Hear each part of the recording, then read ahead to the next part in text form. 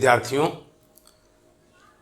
संविधान में हम संसदीय प्रणाली पढ़ा रहे थे।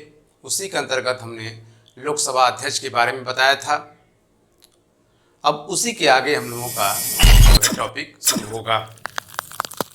लोकसभा अध्यक्ष के बारे में बता दें, थोड़ी सी उसमें 2 पॉइंट आपको नोट कर लीजिएगा कि संसद में कोई भी प्रश्न अपनी मातृभाषा में पूछ सकता है, लेकिन वह लोकसभा के अध्यक्ष के विवेक पर निर्भर है कि उसको बोलने की अनुमति देता है कि नहीं देता है।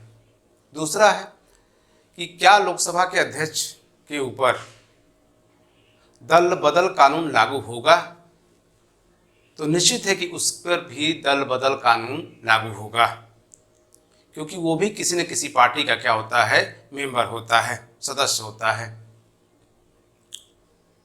आपको बता दें कि भारत के इतिहास में इंद्रजीत गुप्ता पहले ऐसे लोकसभा के मेंबर थे, सदस्य थे, जो 11 बार संसद के मेंबर बने, लोकसभा के मेंबर बने। इनका नाम था इंद्रजीत गुप्ता, नोट कर लीजिएगा, इंद्रजीत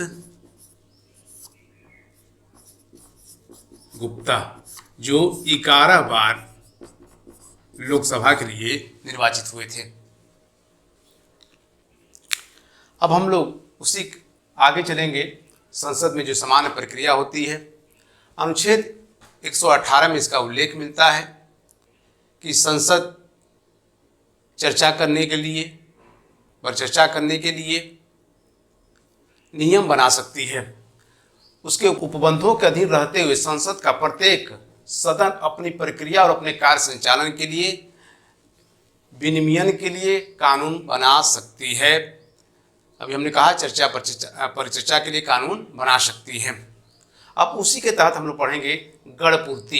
गणपूर्ति क्या है? जैसे लोकसभा के जो मेंबर हैं, तो उनकी कम से कम 1/10, ध्यान रखिएगा, 1/10 उपस्थिति आवश्यक है, तब तो संसद का सदन चलेगा। दूसरी चीजें हैं, प्रश्नकाल क्या है? आपको बता दें कि जब संसद की बैठक होती है सुबह 11 बजे, तो 11 बजे से 12 बजे के काल को प्रश्नकाल कहते हैं। वैसे प्रश्नकाल की शुरुआत सबसे पहले विश्व में हुआ कहीं, तो वह था इंग्लैंड 1721 में। ध्यान रखिएगा, 1721 में प्रश्नकाल की शुरुआत हुई ब्रिटेन में। और भारत में इसकी कब शुरुआत हुई? तो 1892 में, जब प्रश्न पूछने का अधिकार भारतीयों को मिला। तो इस तरह से इसकी शुरुआत हुई। तो ध्यान रखिएगा, जब संसद की बैठक होती है तो 11 से 12 बजे के काल को हम प्रश्नकाल कहते हैं। ध्यान रखिएगा, इसमें प्रश्न जो सदस्य होते हैं, जो सांसद सदस्य होते हैं, वो मंत्रियों से प्रश्न पूछते हैं। राष्ट्रीय अंतर्राष्ट्रीय महत्व के सब प्रश्न पूछे जाते हैं। अब इसके बाद का जो समय होता है उसे हम शून्यकाल कहते हैं, 0 आवर अंग्रेजी में कहते हैं उसको। देखिए, शून्यकाल की शुरुआत कब हुई और कहाँ से हुई? तो इसका भी उद्भव भारत में ही हुआ और 1960 से 70 के दशक में माना जाता है। वैसे तो किसी की किताब में मिलता है कि 1962 से इसकी शुरुआत हो गई, लेकिन 1960 से 70 के दशक में हुई, जब यह समाचार पत्रों में आया। और शून्यकाल भारतीय मीडिया की देन है, भारतीय समाचार पत्रों की देन मानी जाती है। कहीं भी शून्यकाल का उल्लेख नहीं होता है पूरे विश्व में, वो होता है तो केवल भारत में होता है। और इसमें कोई भी लोक महत्व के या अविलंबनीय महत्व के प्रश्न पूछे जा सकते हैं। दरअसल इस दौरान लंच का टाइम होता है, उसमें शोर शराबा होता था, तो इसमें इस तरह के प्रश्न पूछे जाने लगे। वैसे इसका संसदीय नियमावली में कोई उल्लेख नहीं मिलता है। और इसमें आपको बता दें कि 20 प्रश्न पूछे जा सकते हैं, 20 प्रश्न आप पूछ सकते हैं। ये सबसे महत्वपूर्ण बात है। तो इसी को कहा गया शून्यकाल। ये लगभग आधे घंटे का समय होता है। आप कह सकते हैं 12 से 1 के बीच में, लेकिन अधिकांश किताबों में आधे घंटे की चर्चा को कहा गया है। दूसरा है तारांकित प्रश्न क्या होते हैं। और तारांकित प्रश्न क्या होते हैं? दरअसल जो प्रश्न काल होता है, जो प्रश्न पूछे जाते हैं, उसमें 3 तरह के प्रश्न पूछे जाते हैं।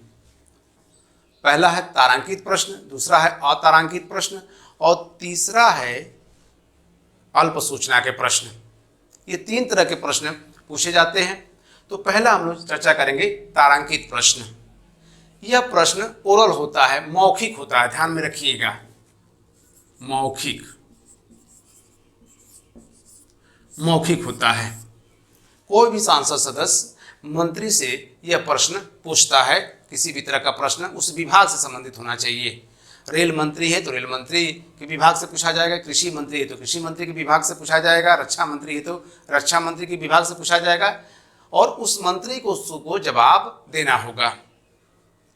ध्यान रखिए, तारांकित प्रश्न बहुत महत्वपूर्ण प्रश्न माने जाते हैं और इसमें भी आपको बता दें कि लगभग 20 प्रश्न पूछे जाते हैं, शून्यकाल में भी और इसमें भी 20 प्रश्न पूछे जाते हैं। मौखिक प्रश्न इसलिए इसका महत्वपूर्ण है, इंपॉर्टेंट माना जाता है कि इसका जवाब जल्द से जल्द मिल जाता है और अगर आप उसके उत्तर से संतुष्ट नहीं हैं तो ध्यान रखिएगा, तारांकित प्रश्न में ही आप पूरक प्रश्न भी पूछ सकते हैं। पूरक प्रश्न की शुरुआत भारत में किस एक्ट में हुआ था? तो 1909 के अधिनियम में हुआ था, मार्लेम मिंटे सुधार अधिनियम के तहत।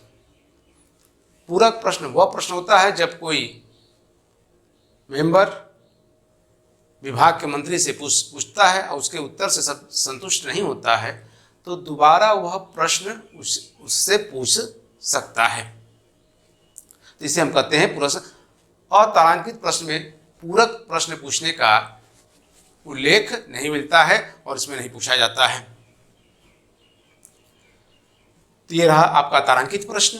अब दूसरा है अतारांकित प्रश्न क्या है। इसमें जो प्रश्न पूछे जाते हैं वो लिखित होते हैं। ध्यान रखिए, क्या होते हैं? लिखित होते हैं, रिटेन होते हैं।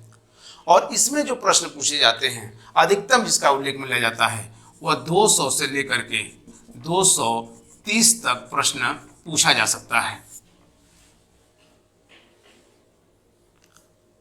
और इस प्रश्न का उत्तर लिखित रूप से दिया जाता है या संसद के पटल पर भी रख दिया जाता है। व्यवहारिक रूप से इतने प्रश्नों का उत्तर नहीं हो पाता है, बहुत कम हो पाता है। जैसे सुभाष कश्यप कहते हैं कि 8 या 10 प्रश्नों का ही हो पाता है। तो लेकिन आप इतना प्रश्न पूछ सकते हैं। इसे कहते हैं अतारांकित प्रश्न, जिसको कहते हैं लिखित रूप से। यही थोड़ा सा अंतर है, तारांकित में मौखिक और इसमें क्या है?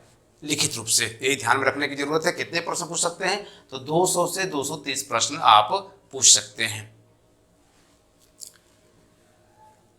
अब अल्प सूचना के प्रश्न, मतलब इसमें ही आंसर इसका छिपा। अल्प सूचना के प्रश्न जो होते हैं, जो महत्वपूर्ण होते हैं, उसकी जो पूछा जाता है प्रश्न, वो उसका जवाब भी तुरंत मिलना चाहिए और उसका उत्तर भी अल्प समय में पूछा जाता है और अल्प समय में उसका समाधान भी होना चाहिए। ये प्रश्न छोटा होता है और इसका उत्तर भी छोटा होता है। माना जाता है कि कम से कम 10 दिन के अंदर इस प्रश्न का जो पूछा जाता है उसका जवाब मिल जाना चाहिए। तो ये बहुत महत्वपूर्ण है अल्प सूचना का भी प्रश्न। तो ये 3 तरह के जो प्रश्न हैं वो हमारे उसमें पूछे जाते हैं, तारांकित प्रश्न, अतारांकित प्रश्न और अल्प सूचना के प्रश्न। और हमने बताया कि ये प्रश्न चाहे वो लोकसभा में हो, और चाहे राज्यसभा में हो, ये दोनों में इस तरह के प्रश्न पूछे जाते हैं। हमने बताया होगा इसके पहले कि मंत्री जो होते हैं वो किसी भी सदन में बैठ सकते हैं, ठीक है, और उस सदन के सदस्य उस मंत्री महोदय से अब उनके विभाग से संबंधित प्रश्न पूछ सकते हैं और उनको उस तरह से जवाब देना होगा। इसीलिए मंत्रियों से प्रधानमंत्री आग्रह करते हैं कि आप पूरी तैयारी से जाइए ताकि आपकी जगहंसाई ना हो। आप जो चीज़ पूछा जाए आप उसका उत्तर आप सरलतापूर्वक उस व्यक्ति को दे सकें। तो ये महत्वपूर्ण चीज़ें इसमें थी जिसको कि हमको बताना जरूरी था। तो इस तरह से कुछ आगे हम जैसे समितियां हैं, संसदीय शब्दावलियां हैं, ऐसे प्रश्नों की भी हम चर्चा आगे हम करेंगे। जो हमारा अगला जो वीडियो आएगा इसमें उसकी चर्चा करेंगे।